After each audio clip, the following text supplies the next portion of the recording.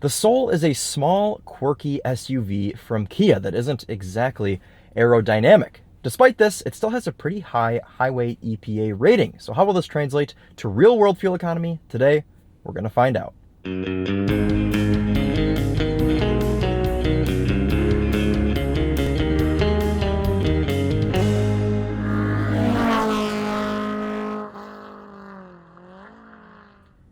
This is Chris here with Daily Motor, and today we've got the real-world highway fuel economy test on the 2023 Kia Soul. Before we get started, let's hop out and take a look at it. So believe it or not, this is my first time ever driving a Kia Soul. It got dropped off this morning, and well, I think that this most recent facelift actually makes it look quite a bit better. It's a little bit embarrassing driving this thing around. I kind of feel like I should have a brown paper bag over my head, but I'm getting over it, and I don't think it looks all that bad. This is the GT line, so we have center-mounted exhaust, as you can see. No other real performance additions with the GT line. This has the same naturally aspirated 147 horsepower four-cylinder that you get in every other Kia Soul. And that's made it to a continuously variable transmission. How fun! But we're not here to be sporty today. We're here to find out how efficient this thing is. So let's go ahead and get started with our test. So why do we perform this test? Well, the EPA's fuel economy test, which gives this Kia Soul 33 MPG on the highway, only averages 48 miles per hour. And we know that some people like to take their cars on actual road trips. So what we're going to do today is go out 50 miles and back 50 miles, averaging 70 miles per hour to get a more real-world figure. A couple of things worth noting for today's test. Outside temperature is 50 degrees Fahrenheit. We're going to be running the climate control inside the cabin at 73 degrees auto. Tire pressures have been set to their factory door placard indicated 33 PSI cold, and we'll be using the same gas pump both times, using the same 3-click filling method to get the most accurate results possible. Okay. Let's hop out, grab our first fill. Just over 2.5 gallons going in there for our first fill. Excuse Maria Menounos over there doing her usual bit. All right, let's hop in, get started. Okay, climate control set there to 73 degrees auto. Got our trip computer reset. Let's go ahead and hit the road.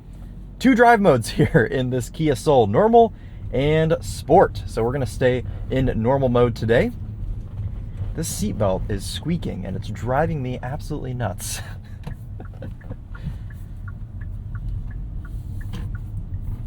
Oh man, I'm gonna hear that seatbelt in my dreams tonight.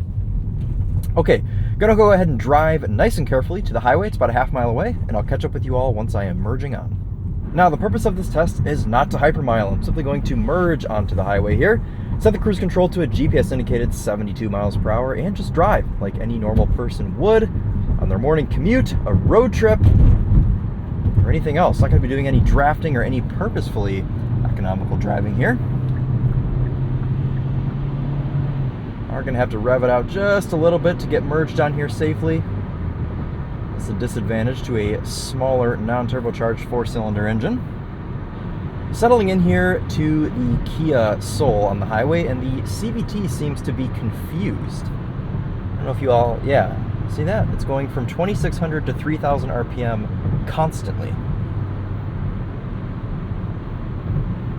don't know what the surging is for. Maybe it'll figure itself out. Otherwise, it doesn't seem to be too bad in here for this thing being basically a rolling cheese cube. It's not super loud in here as far as wind intrusion goes. You do get a little bit with this windshield being straight up and down, but it's not as bad as I thought it was going to be. You also get the full suite of driver aids. You get adaptive cruise control, you get lane centering, steering assist, all of those things. I cannot wait to get some music going so I don't have to listen to this stupid engine whirring up and down. Don't understand. We do have a Harman Kardon sound system in here, which I have tested. It's not the best, but when you're paying 25 grand for a car, you can't expect to have anything crazy. Now we are dropped down to 2,200. I don't know what this transmission is doing. Ahead. Thank you, Jeeves. What I do want to do is adjust my distance. Okay, I've got that set to distance 1 now for following. And otherwise, doesn't seem too bad in here. The seats are pretty comfortable. We've got some leather and cloth going on here. I think it's going to be a pretty easy journey today. So I'll catch up with you all in about 90 or so miles once I've done my stint here in the Kia Soul, and I'll let you know how it was.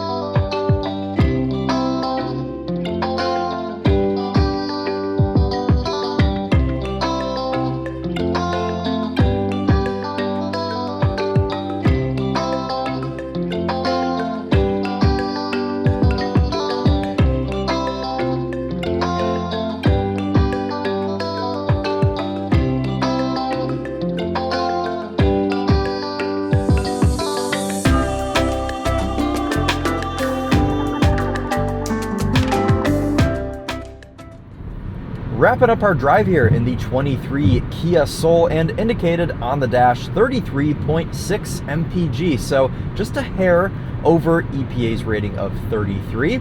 And honestly, this thing's been pretty cozy for the past hour and a half. I can see why so many people buy these, because they're like 25 grand and they've got pretty much everything you need. They sit up high enough, seating position is good for short people, and the Harman Kardon is pretty good as well. It also does this silly thing where, well, you're not going to be able to see it because I'm not going to be able to play any music, but it like flashes the lights of the door panels and the footwells. What do they call it? What's in here?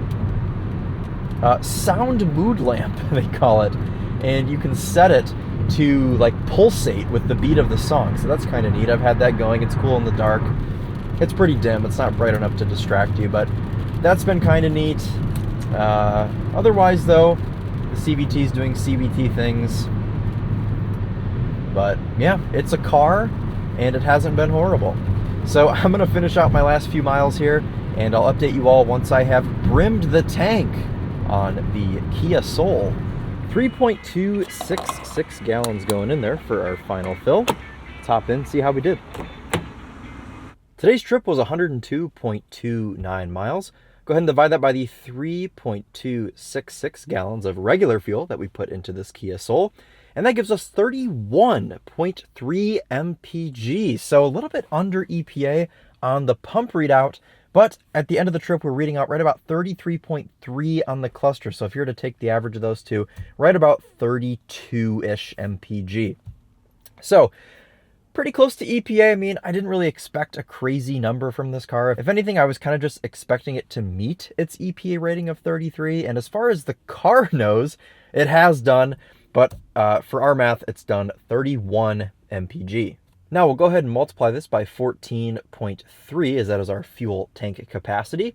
And that gives you an effective highway cruising range of 440 miles. So pretty solid number there. Not quite to the 500 mile mark, but I mean, what do you expect from something that's shaped like a brick? I guess it is somewhat aerodynamic at the front. Maybe more so than I'm giving it credit for, but I mean, just kind of middle of the road figure there. 31 MPG, 440 miles of effective highway cruising range, and that is the Kia Soul. So do with that information what you will. That's going to wrap it up for us today. If you guys want to learn more about the Kia Soul, we will have a link in the description to our other videos on it. But that'll wrap it up for the fuel economy test. Thank you all so much for watching. This has been Chris here with Daily Motor, and as always, drive on.